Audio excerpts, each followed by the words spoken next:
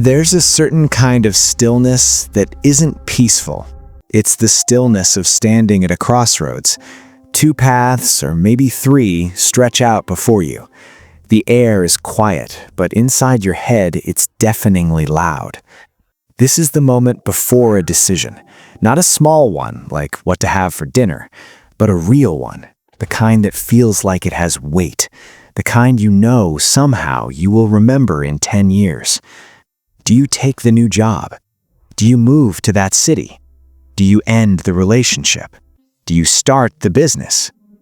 The world expects an answer. It waits, patiently at first, and then with a growing sense of urgency. But you can't move. It feels less like a choice and more like a test you haven't studied for. A test where a wrong answer could cost you everything. And so you stand there, frozen, not because you don't care, but because you care too much. There's a quiet, uncomfortable question that settles in this silence. Why does moving forward feel so much like falling? You tell yourself you're just being careful. You're weighing the options, being logical, doing your due diligence. But if you're honest with yourself, in the late hours of the night when no one is watching, you know this isn't logic. It's a special kind of fear, a fear of regret. And that fear is the heaviest anchor in the world. This fear of regret has a very specific internal voice. It doesn't shout, it whispers. It sounds remarkably like reason. The voice says, what if you're wrong? What if you take this new job and you hate it? You'll have given up the security you have now for nothing. That's one of its favorite arguments. It frames staying still as the safe option, even if your current situation feels like a slow drain on your soul. Safety becomes the absence of a new, spectacular failure, never mind the quiet failure of stagnation. Then the voice shifts its focus from you to others. What will they think? Your parents, your friends, your colleagues? They all think you have it figured out. If you make this leap and fall, you won't just be failing yourself, you'll be failing in front of an audience. This thought is particularly heavy because it ties your self-worth to public perception. The imagined judgment of others feels more real, more immediate than any potential future happiness. It's the fear of shame, which our brains are wired to avoid at almost any cost. You might see a friend make a bold move, and for a moment you feel a spark of inspiration. But then the voice returns, calmer this time, almost sympathetic. That's great for them, but you're different. You're not that kind of person. You're more practical, more grounded. You have responsibilities. This is the most insidious trick of all. The voice reframes your fear as a virtue, as responsibility, as wisdom, as humility. It makes the cage of indecision feel like a comfortable, well-reasoned home. And so the moment passes. The crossroads remains, but you've taken a small step back from it, telling yourself you just need more information, more time. But the inner dialogue isn't about gathering data. It's a search for a guarantee that doesn't exist. It's the desperate desire for a world without risk and a life without the possibility of pain. This isn't a one-time event. It's a loop, an invisible pattern that plays out over and over again. Think back. How many times have you been here before? It starts with a spark of possibility, a new idea, a new opportunity. It feels exciting, expansive. For a brief moment, the future feels bright and full of potential. You can almost taste the freedom. Then comes the what-if stage. This is the analysis part. You make lists of pros and cons, you research endlessly. You spend hours online looking for stories of people who made a similar choice. But you aren't really looking for information. You're looking for permission. You're looking for an external sign that says, this is the one, this is guaranteed to work. This is a crucial, subtle shift from exploring a possibility to demanding a certainty. And certainty is a ghost. You can chase it forever, but you can never catch it. After the search for certainty fails, a subtle exhaustion sets in. The initial excitement has faded, replaced by the mental weight of all the variables. The decision, which once felt like a doorway, now feels like a complicated machine with too many moving parts. You feel tired just thinking about it. This is where the paralysis truly takes hold. The sheer volume of imagined outcomes, both good and bad, becomes a thick fog that obscures any clear path forward. Finally, the pattern concludes with a quiet retreat. You decide to wait for a better time or revisit it later. But this is a gentle lie we tell ourselves. The opportunity either vanishes or our motivation to pursue it dissolves completely. The fog lifts not because we found clarity, but because we chose to walk away from the crossroads altogether, back to the familiar path we were already on. The immediate discomfort of the decision is gone, but something else remains in its place. A tiny, almost imperceptible sense of loss. Another door closed. One closed door is nothing. It's a single note in the symphony of a life. But this pattern doesn't just happen once. It repeats. And with each repetition, it leaves something behind. The emotional weight of these unfaced crossroads begins to accumulate. It's not a sudden, crushing weight. It's more like adding a single pebble to your pocket every day. For a long time, you don't even notice it. But one day you try to run, and you feel a strange heaviness holding you back. This accumulation feels like a growing sense of caution. The world, which once seemed full of opportunities, starts to seem more and more like it's full of risks. Your default answer to new ideas slowly shifts from maybe to probably not. This isn't a conscious choice. It's an emotional scar tissue building up, making you less flexible, less open. Each avoided decision makes the next one seem even more daunting, creating a feedback loop of inaction. Internally, this manifests as a quiet voice of self-criticism that gets a little louder each year.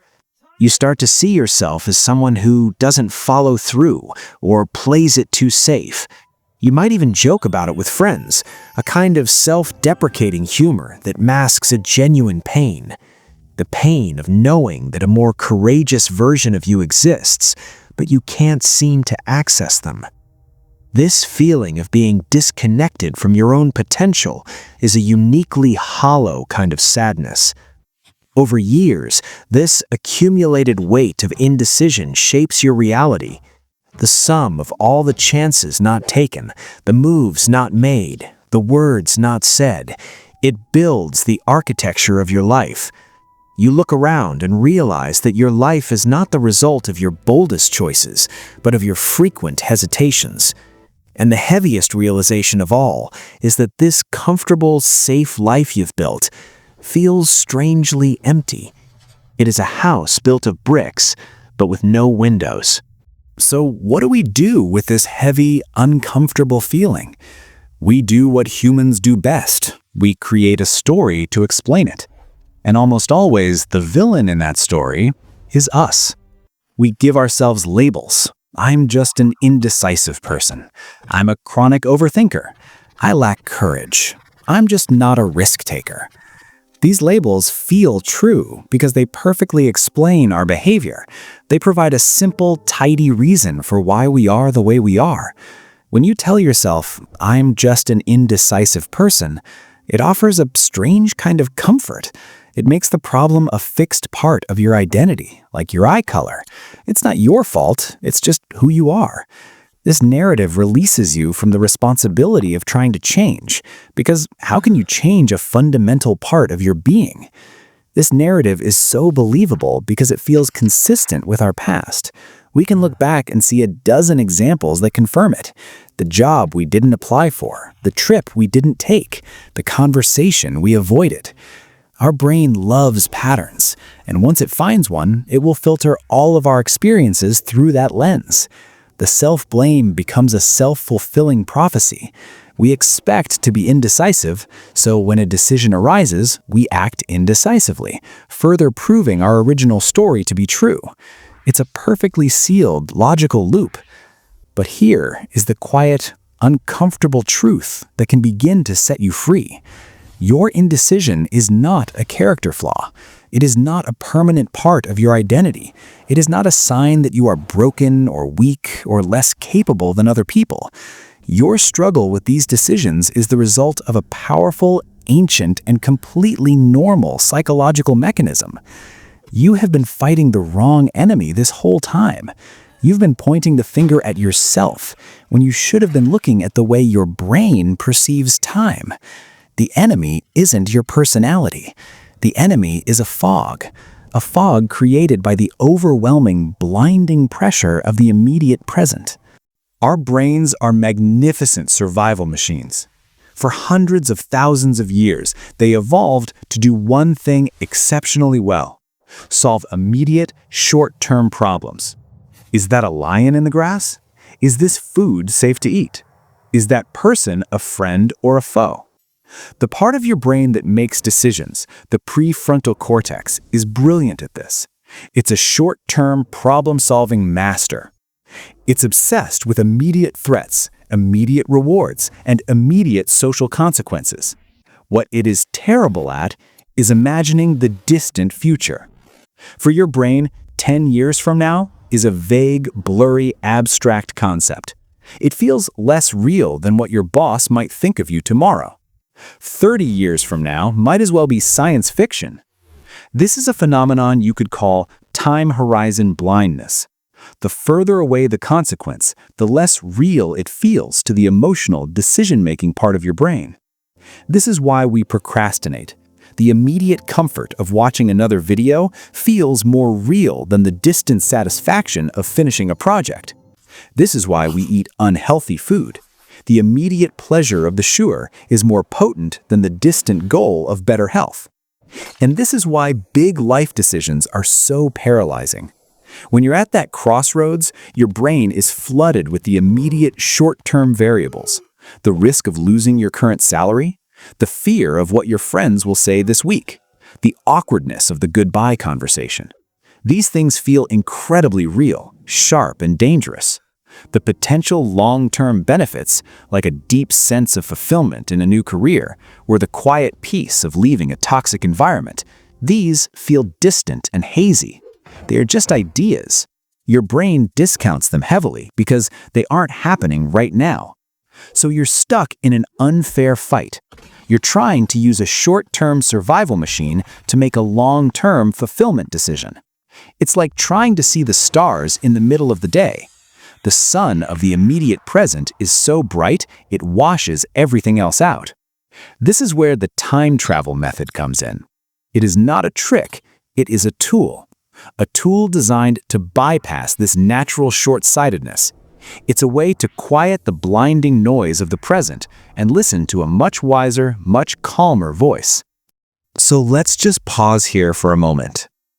Take a breath. I want you to let this next thought really sink in. Your past indecision was not a moral failing. It was not a sign of weakness. It was the predictable output of a brain that was doing exactly what it was designed to do: protect you from immediate perceived threats. The threat of shame, the threat of instability, the threat of the unknown. Every time you stood at a crossroads and chose not to leap, a part of you was genuinely trying to keep you safe. It wasn't sabotaging you, it was protecting you, using the only tools it had: a powerful focus on the here and now. So all those labels, indecisive, overthinker, not a risk taker, you can set them down now. You can let them go. They are not who you are. They are simply the story you told yourself to make sense of a biological process you weren't aware of. You were like someone trying to drive a car without knowing what the steering wheel was for, and blaming yourself for not being able to go in a straight line. You are not broken. You are not flawed. You have simply been using the wrong operating manual for your own mind. The feeling of being stuck wasn't a reflection of your character, it was a reflection of your perspective. A perspective that was zoomed in so close you couldn't see the whole map. Letting go of this self-blame is the first and most important step, because you cannot build a new future on a foundation of shame about your past. So if you are not an indecisive person, then who are you? This is where we introduce a new identity, a new way of seeing yourself. You are an architect. You are the architect of a future life. Specifically, you are the architect of your 80-year-old self's peace of mind. This is a profound shift. It moves your primary identity from someone who reacts to the present to someone who intentionally builds for the future. An architect doesn't just throw bricks on top of each other. They consult a blueprint. They think about how the house will feel in winter and how it will feel in summer. They think about the flow of the rooms. They make decisions today based on the quality of life for the person who will live there for decades. This is what the time travel method allows you to do. It is the blueprint. When you are faced with a major decision, the goal is no longer to find the right answer that guarantees success and avoids all criticism. That goal is impossible and leads only to paralysis. The new goal is simple: to make the choice your 80-year-old self would be most proud of. Not the choice that leads to the most money or fame, but the one that leads to the least regret. This perspective shift does something magical to the decision-making process. It lifts you up out of the fog of the immediate present. The opinions of your colleagues, the temporary drop in income, the fear of short-term failure, these things become much smaller when viewed from the long arc of a lifetime. They don't disappear, but they lose their power. They become what they truly are: temporary variables, not permanent verdicts on your worth. You stop asking, what is the safe choice? And you start asking, what is the choice that will make for a better story? You begin to see your life not as a series of tests to be passed or failed, but as a story to be written. And you, as the architect, get to decide what kind of story it will be.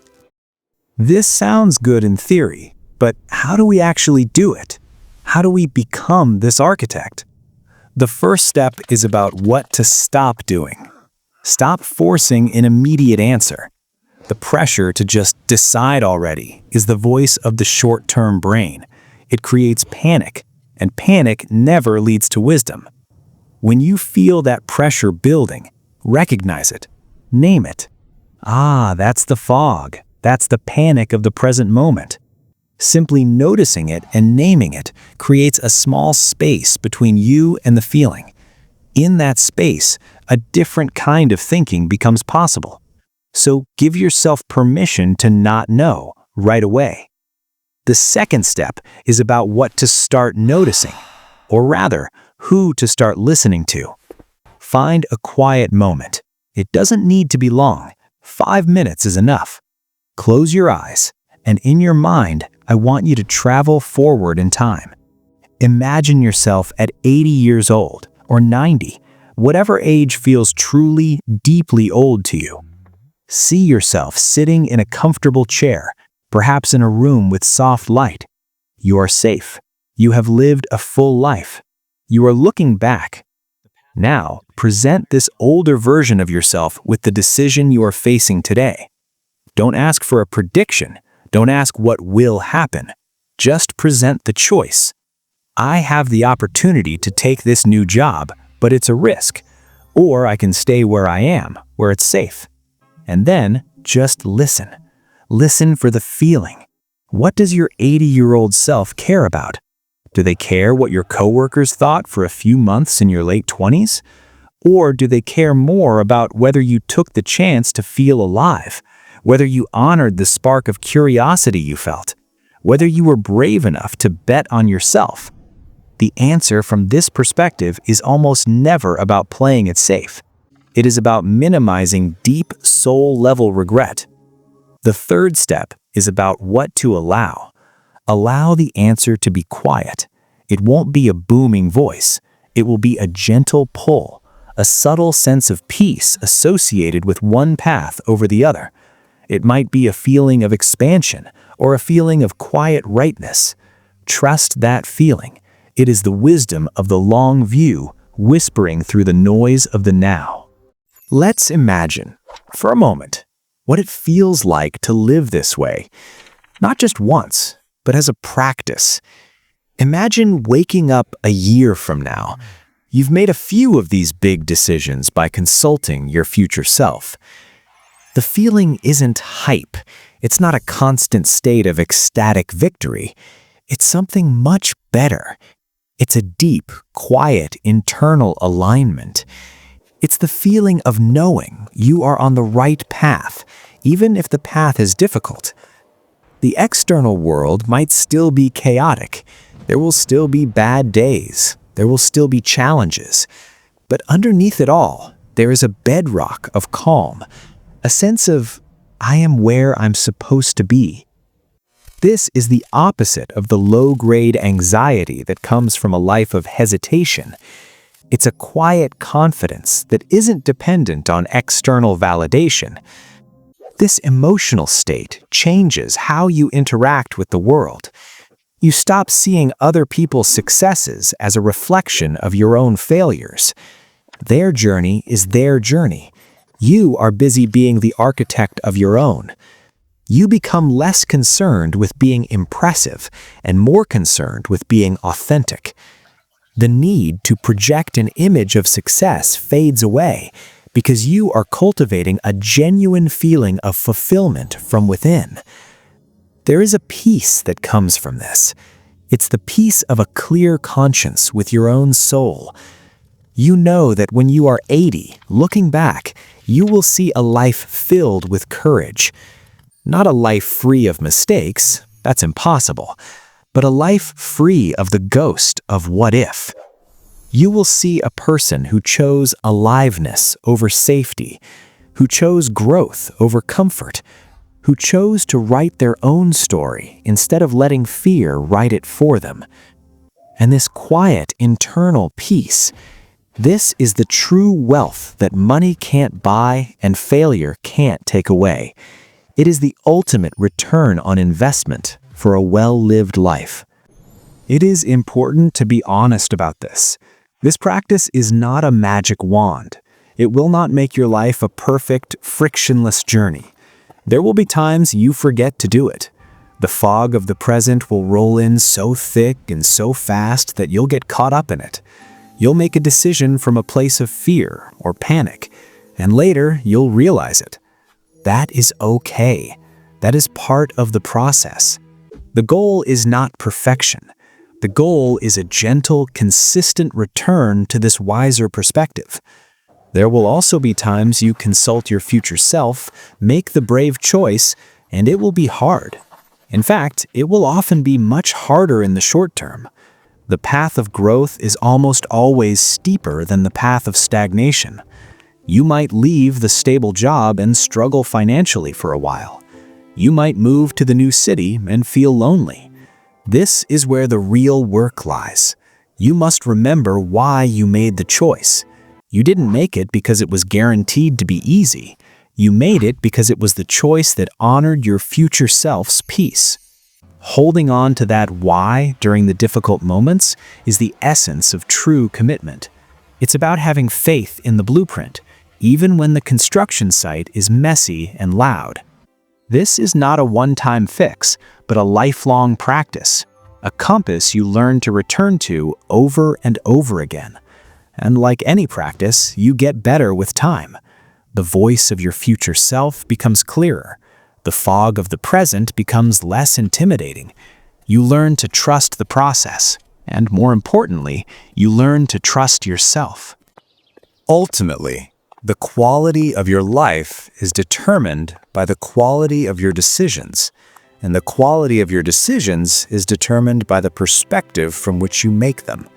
You have been standing too close to the painting, trying to make sense of the individual brushstrokes, the chaotic specks of color, the anxiety, the fear, the pressure from others. This practice simply invites you to take a few steps back, to see the whole masterpiece you are creating. The goal was never to be fearless. The goal was to find something more important than fear. And that something is the quiet, smiling approval of the person you will one day become. If this idea resonated with you and you feel that small, quiet shift inside, then we've done our job. It's not about subscribing or liking. It's about taking this feeling with you into your day.